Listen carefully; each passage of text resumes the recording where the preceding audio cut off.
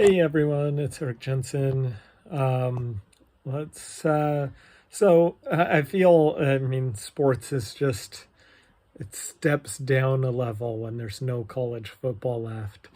College football is so exciting and I love most sports, but there's nothing like college football. So it's always a little sad when we get to the point when there's no college football games until like late August, so like half a year.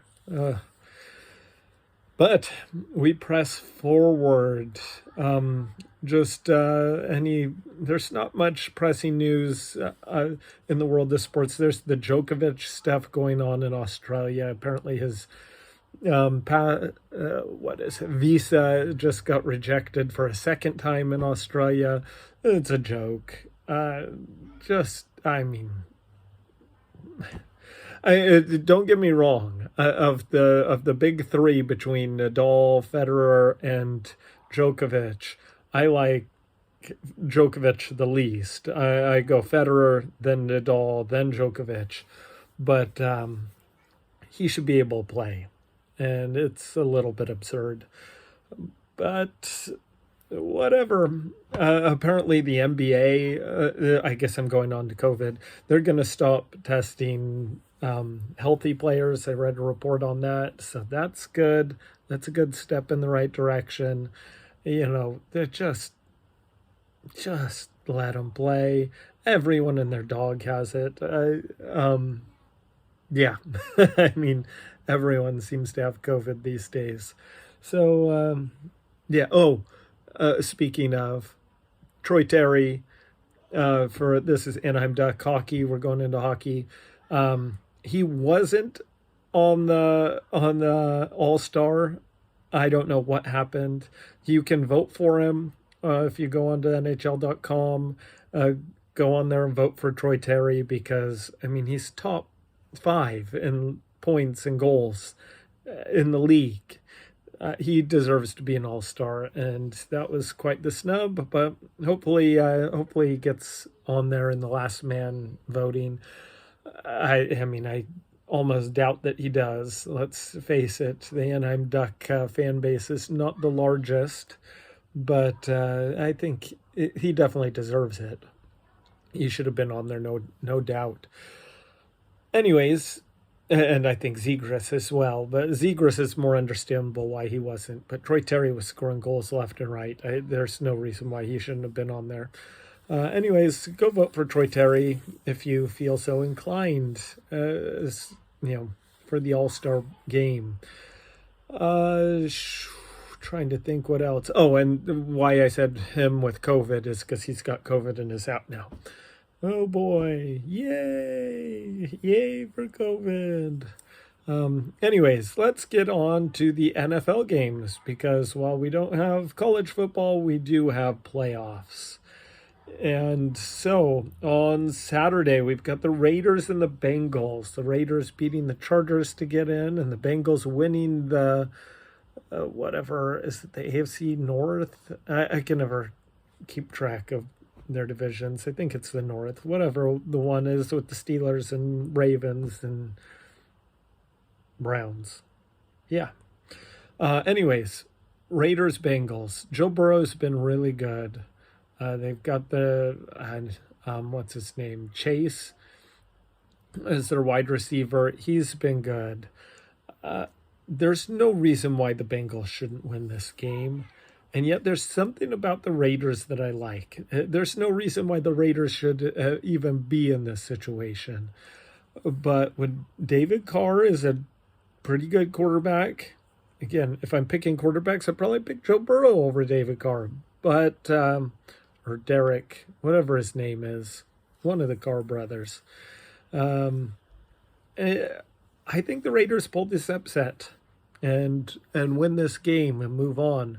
They're not going to go far, but I do think they'll win this one. Then we've got the cold weather game at Buffalo, Patriots versus Bills. So the last time it was played in Buffalo, that was the crazy wind game where the Patriots just ran the ball and threw like 4 times in the game or something like that. And this one is just going to be cold. And so the Bills are better. I mean, never take away anything from what Bill Belichick can do, but give me Josh Allen, and I think that they'll be able to move the ball through the air, unlike the wind game, where you couldn't do anything there. And so I think the Bills will win. I think they'll win comfortably. I think the line is about 4.5 points. The Bills are favored. I would take the Bills and the points and go, win by a touchdown or so.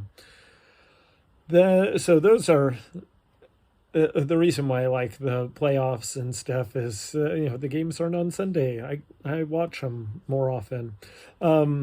Though now we go on to the Sunday games. We've got the Eagles and the Buccaneers. The Eagles aren't a very good team. Jalen Hurts is. I mean, the Eagles are going the same way that the Ravens did, modeling their entire team on a running quarterback, sort of doing a college style. I like that idea of doing things, but I'm not going against Tom Brady. And so the Buccaneers are going to win this and win it comfortably. I know they're injured. I know they are struggling on the wide receiver now with, injuries and whatever Antonio Brown is doing. But I still will predict Tom Brady is going to win this thing. How, I don't know. He's ancient, but he's going to do it. Then we've got the Niners at the Cowboys. In this game, I've heard so many people they think the Niners are going to win. They like picking the Niners. I disagree. I don't believe in the Niners. I haven't believed in them all season. I don't believe in them now. I think they're a decent team, but I'm going to go with the Cowboys. I think Dak Prescott will be able to move the football, and I don't believe Jimmy Garoppolo can with the Niners. I think after this game, people are going to be wanting to get what's his bucket from North Dakota back in their backup quarterback. I'm so bad with names. Oh well, I don't care. So Cowboys over the Niners. Then in the Sunday night game, we've got the Steelers and Chiefs. This won't even be close. The Chiefs are going to win big. Ben Roethlisberger is an ancient relic that can hardly throw the football. So the Chiefs are going to win. Pat Mahomes is good. And then the last game, this one is really interesting. On Monday playoff game. That's exciting. We've got the Cardinals and the Rams. So there's several of these that are interdivision, games. So both NFC West teams, the Cardinals started off great. The Rams, were pretty consistent, I think, throughout the season. This one, I think, is the toughest one to choose. I know a lot of people think it's the San Francisco Cowboys one. I think the Cardinals Rams is the toughest to choose because I could see either team winning, and frankly, I could see either team winning by a lot. But I will go with the Rams. I think I'm going to go with Matthew Stafford over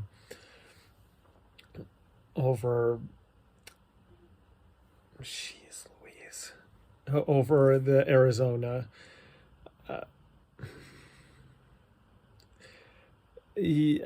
I think when they played each other before, the Rams just seemed to have that a little step up, and so I don't think there's much of a home field advantage. I mean, the Rams fans, whatever. So, anyways, what I'm saying is that's really hard, but I'll take the Rams by a little. And that's the NFL playoffs of week for the first week. Then after that, we'll get the number one seeds back into the mix, which are Tennessee and Green Bay. So that should be entertaining. There's Premier League soccer going on. Manchester City is looking like they're going to win it walking away. It's not even close there, but there's still some good games. And the good thing about the Premier League is the fights for relegation and to get into the Champions League and that sort of stuff. So always entertaining stuff. Anyways, that's about all I've got. So enjoy the college football desert of no games for a while. We do have the transfer portal and all that drama still going on. Yeah, so we'll see. We'll see what happens. Anyways, have it so good.